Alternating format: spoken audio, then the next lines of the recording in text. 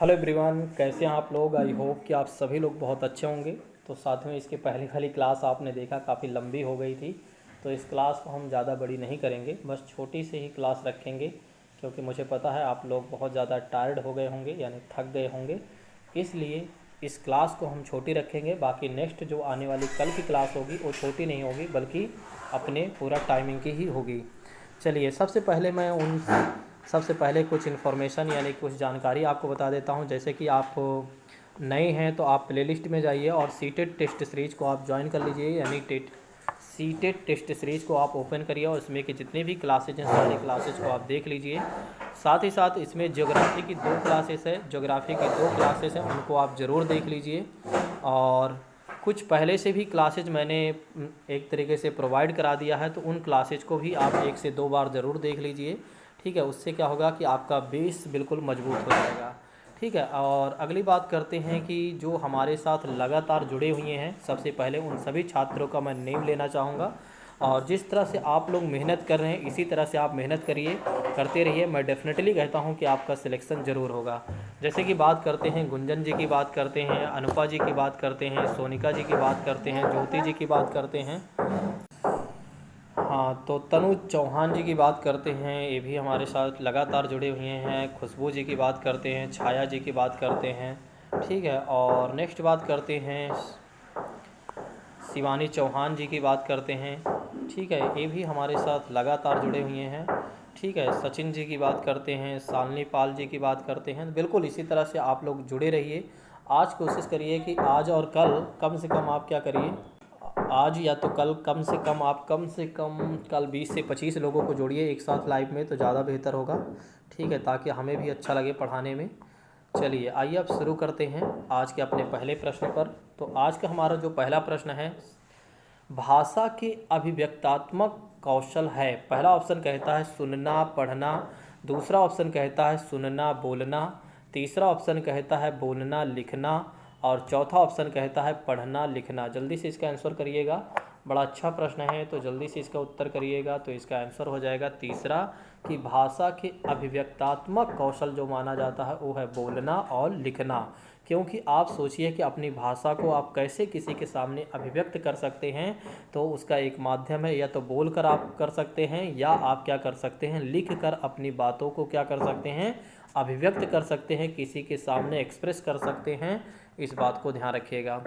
अगले प्रश्न की बात करते हैं कि भाषा कौशल के संदर्भ में कौन सा कथन उचित है। पहला ऑप्शन है, क्वेश्चन एक बार फिर से मैं पढ़ देता हूँ, कि भाषा कौशलों के संदर्भ में कौन सा कथन उचित है। पहला ऑप्शन कहता है कि भाषा कौशलों के विकास में अभ्यास की अपेक्षा भाषिक नियमों का ज्ञान जरूरी है। दूसरा ऑप्शन कहता है कि विद्यालय में केवल पढ़ना लिखना और कौशलों पर ही बल दिया जाता है। और तीसरा ऑप्शन कहता है कि बच्चे केवल सुनना बोलना पढ़ना लिखना और कौशल विकास के क्रम में सीखते हैं। चौथा ऑप्शन कहता है कि भाषा के चारों कौशल जो होते हैं परस्पर अंतः संबंधित होते हैं। जल्दी से इसका उत्तर बताइए। देखिए, इसमें अगर आप देखें तो एक तरीके से पहला ऑप्शन बिल्कुल गलत हो रहा है। ठीक है, और इसमें आप देखिए दूसरा में तो इसलिए केवल शब्द आ गया, तीसरा में भी केवल शब्द आ गया। ठीक है, तो ये दोनों तो गलत हो ही गए, पहला हमने पहले ही गलत कर दिया था, यानी चौथा ऑप्शन इज राइट साथियों। इस बात को ध्यान रखिएगा। चलिए, अगले प्रश्न की बात करते हैं कि भाषा की अभिव्यक्तात्मक कौशल हैं। देखिए, उसी प्रश्न को दूसरी तरह से पूछ लिया गया है। प्रश्न वही है, ठीक है, प्रश्न वही है, लेकिन पूछने का तरीका थोड़ा से अलग है, यानी कि पूछने का तरीका भी वही है, ऑप्शन थोड़ा सा अलग है। ठीक है, तो इसका उत्तर बताइएगा कि बच्चों की कल्पना शक्ति व चिंतन शक्ति का विकास होता है। दूसरा ऑप्शन कहता है कि बच्चे प्रसन्न होते हैं। तीसरा ऑप्शन कहता है कि बच्चे कक्षा में एकाग्रचित्त होकर शांत बैठते हैं। और चौथा ऑप्शन कहता है कि बच्चे अनुशासित रहते हैं। ठीक है, तो इसका उत्तर जल्दी से आप लोग बताइएगा। तो इसका उत्तर हो जाएगा इसका उत्तर हो जाना चाहिए पहला सही है, यानी कि भाषा के अभिव्यक्तात्मक कौशल में देखा जाए तो बच्चों की कल्पना शक्ति व चिंतन शक्ति का विकास होता है। चलिए, ये पहला ऑप्शन सही है। ठीक है, इस बात को ध्यान रखिएगा कि 32 का पहला ऑप्शन सही है। चलिए अगले प्रश्न की बात करते हैं। 33 की बात करते हैं कि बच्चों की मौखिक अभिव्यक्ति का विकास करने के लिए सबसे कम प्रभावी तरीका कौन सा है। बच्चों की मौखिक अभिव्यक्ति का विकास करने के लिए सबसे कम प्रभाव तरीका कौन सा है। पहला है संवाद अदायगी, दूसरा ऑप्शन कहता है व्याकरण आधारित संरचना अभ्यास, तीसरा ऑप्शन कहता है कि अपने अनुभवों का वर्णन, और चौथा ऑप्शन कहता है कि बातचीत करना। ठीक है, तो जल्दी से इसका उत्तर बताइए। तो इसका उत्तर हो जाएगा दूसरा सही। चलिए मैं आपको बता देता हूँ, इसका आंसर हो जाएगा दूसरा सही हो जाएगा, यानी कि व्याकरण आधारित संरचना अभ्यास। ठीक है, इस बात को ध्यान रखिएगा। इसमें पूछा जा रहा था सबसे कम प्रभावी कौन सा है, इसलिए ऑप्शन दूसरा सही है। अगले प्रश्न की बात करते हैं। अगले प्रश्न की यानी 34 नंबर प्रश्न की बात करते हैं।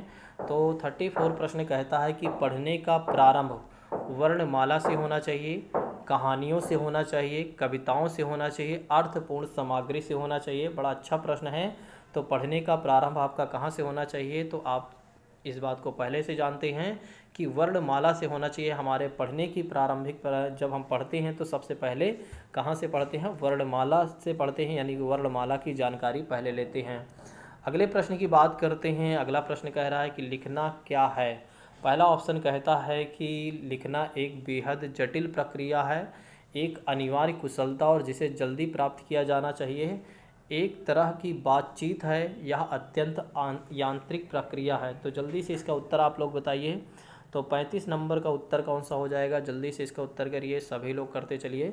तो इसका आंसर हो जाएगा मेरे प्रिय साथियों कि लिखना जो है एक अनिवार्य कुशलता मानी जाती है या माना जाता है, और जिसे क्या एक तरीके से जिससे क्या होता है जल्दी प्राप्त किया जा सकता है। तो एक तरीके से इस बात को ध्यान रखिएगा। अगले प्रश्न की बात करते हैं। 36 की बात करते हैं। तो 36 क्या कह रहा है कि भाषा कौशलों के संबंध में कौन सा कथन सही है। भाषा कौशलों के संबंध में देखा जाए तो कौन सा कथन सही है। 36 का नंबर बताइएगा आप लोग। पहला ऑप्शन कहता है कि भाषा के कौशल अंततः संबंधित होते हैं, दूसरा ऑप्शन कहता है कि भाषा के सभी कौशलों को नए सिरे से सिखाने की आवश्यकता होती है, और तीसरा ऑप्शन कहता है कि भाषा कौशल एक दूसरे से स्वतंत्र होते हैं, चौथा ऑप्शन कहता है कि भाषा के चारों कौशल एक क्रम में सीखे जाते हैं। तो जल्दी से इसका आंसर बताते चलिए, और जो लोग नहीं जुड़े हैं उनको आप लोग एक बार ज़रूर इन्फॉर्म कर दीजिए कि वे लोग भी आकर जुड़ जाएं। तो भाषा कौशलों के संबंध में देखा जाए तो भाषा के कौशल जो होते हैं अंतः संबंधित होते हैं। इस प्रश्न को आपने देखा कि इस विकल्प को आपने देखा, ये विकल्प बहुत जगह आपको मिल चुका है। अभी तक जितने भी आपने क्वेश्चन किया हुआ है, कई क्वेश्चन में आपने देखा कि यह विकल्प मिला हुआ है और सही भी है। ठीक है, तो इस विकल्प को ही याद रखिएगा। अगले प्रश्न की बात करते हैं कि पढ़ना सीखने की प्रक्रिया में किसकी भूमिका सर्वाधिक होती है। पढ़ना सीखने की प्रक्रिया में देखा जाए तो सबसे ज़्यादा किसकी भूमिका होती है। एक तो भाषा प्रयोगशाला की, दूसरा ऑप्शन कहता है कि बाल साहित्य के सार्थक प्रयोग की, तीसरा ऑप्शन कहता है कि पाठ्य पुस्तक की, चौथा ऑप्शन कहता है भाषा परीक्षाओं की। ठीक है, तो जल्दी से इसका उत्तर कर दीजिए आप लोग। तो इसका उत्तर हो जाएगा, इसका आंसर हो जाएगा कि बाल साहित्य के सार्थक प्रयोग की। हमने इसको बहुत अच्छे से पढ़ाया था कि पढ़ना सीखने की प्रक्रिया में देखा जाए तो बाल साहित्य के सार्थक प्रयोग सबसे ज़्यादा होता है। हमने आपको बताया भी था कि बाल साहित्य से ही बच्चे सीखते हैं। अगले प्रश्न की बात करते हैं। तो अगला प्रश्न कह रहा है कि भाषा शिक्षण में बालक में मौखिक कौशल के विकास के लिए क्या सबसे कम महत्वपूर्ण है। पहला ऑप्शन कहता है किसी विषय पर चर्चा करना, दूसरा ऑप्शन कहता है कि बच्चों की बात को धैर्य से सुनना, तीसरा ऑप्शन कहता है कि प्रश्नों के उत्तर पूछना, चौथी बात कहता है यानी चौथा ऑप्शन कहता है कि अपनी बात कहने का पूरा मौका देना चाहिए। ठीक है, तो जल्दी से इसका आंसर बताइएगा। तो इसका आंसर हो जाएगा कि भाषा शिक्षण में, यहाँ पर पूछा जा रहा है भाषा शिक्षण में बालक में मौखिक कौशल के विकास के लिए सबसे कम जो महत्वपूर्ण है वो है एक तरीके से प्रश्नों के उत्तर देना। ठीक है, तो इस बात को ध्यान रखिएगा। 38 नंबर का तीसरा सही है। ठीक है, दो और प्रश्न है, 2-3 प्रश्न। भाषाई कौशलों के संदर्भ में कौन सा कथन सत्य है। भाषाई कौशलों के संदर्भ में कौन सा कथन सत्य है। पहला ऑप्शन कहता है भाषाई कौशल एक साथ सीखे जाते हैं, क्रम से नहीं। दूसरा ऑप्शन कहता है कि भाषाई कौशल एक दूसरे से स्वतंत्र होते हैं।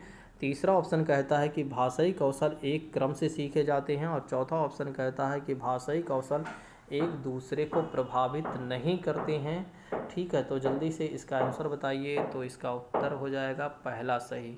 ठीक है, तो इसमें पहला सही हो जाएगा। भाषाई कौशल एक साथ सीखे जाते हैं लेकिन क्रम से नहीं होते हैं। ठीक है, ऐसा कुछ भी नहीं है। चलिए नेक्स्ट बात करते हैं कि पढ़ने की संस्कृति।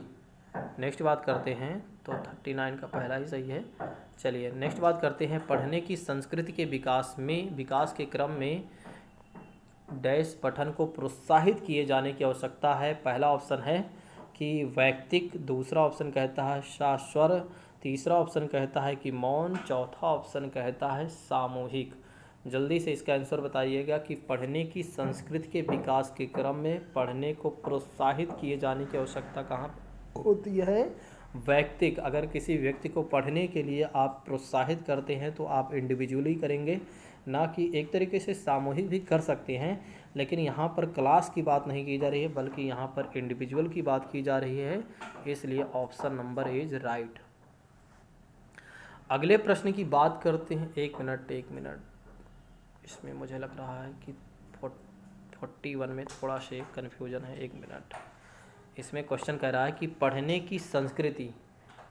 की संस्कृति विकास के क्रम में पठन को प्रोत्साहित करने की आवश्यकता है। तो यहाँ पर ऑप्शन होना चाहिए तीसरा सही होना चाहिए, यानी कि मौन पठन को सबसे ज़्यादा प्रोत्साहित किया जाना चाहिए। ये बात सत्य है, हमने इस पर बहुत ज़्यादा चर्चाएं भी की थी। ठीक है, तो ऑप्शन 41 यानी 41 का तीसरा सही है, इस बात को ध्यान रखिएगा।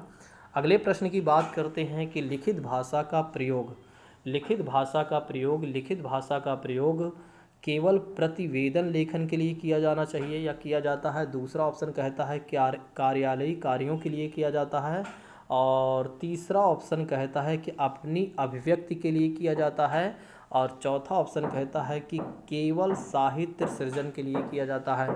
तो अगर आप चाहें तो पहला और चौथा तुरंत काट दीजिए। अब आपके पास दो ऑप्शन बचे हैं, तो जल्दी से इसका उत्तर बता सकते हैं आप लोग।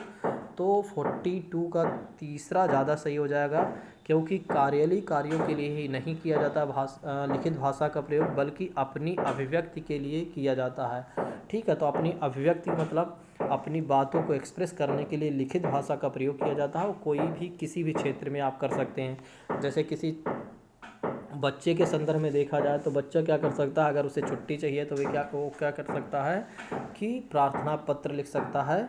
ठीक है, तो इस बात को ध्यान रखिएगा, इसलिए ऑप्शन नंबर 3 इज राइट। चलिए अगले प्रश्न की बात करते हैं कि कविता कहानियों पर चर्चा करने एवं प्रश्न पूछने का उद्देश्य है। कविता कहानियों पर चर्चा करने एवं प्रश्न पूछने का उद्देश्य है। पहला ऑप्शन कहता है कि भाषा सीखने की प्रक्रिया में स्वाभाविकता लाता है, दूसरा ऑप्शन कहता है आकलन का काम करता है, और तीसरा ऑप्शन कहता है कि रोचकता और जोश लाता है, और चौथा ऑप्शन कहता है कि अध्यापक के काम को सरल बनाता है। ठीक है, तो जल्दी से इसका उत्तर कर दीजिए, और इसके बाद लास्ट एक क्वेश्चन बचा हुआ है, तो इसका आंसर हो जाएगा पहला। ठीक है, तो इस बात को ध्यान रखिएगा कि फर्स्ट आंसर इज राइट साथियों। चलिए अगले प्रश्न की बात करते हैं, और यह लास्ट प्रश्न है आज का। तो प्रश्न कह रहा है कि पढ़ना सीखने के लिए कौन सा उपकौशल अनिवार्य नहीं है? पहला ऑप्शन कहता है कि भावनात्मक संबंध, दूसरा ऑप्शन कहता है वर्णमाला याद करने की कौशल, तीसरा ऑप्शन कहता है अनुमान लगाने का कौशल, और चौथा ऑप्शन कहता है कि भाषा की संरचना की समझ। ठीक है, तो जल्दी से इसका उत्तर बताना चाहें तो आप बता दीजिए। चलिए मैं आपको बता देता हूँ इसके आंसर के बारे में। तो इसका आंसर हो जाएगा भावनात्मक संबंध। इस बात को ध्यान रखिएगा, पहला सही हो जाएगा। चलिए आज की क्लास को अब यहीं पर स्थगित करते हैं। Thank you so much.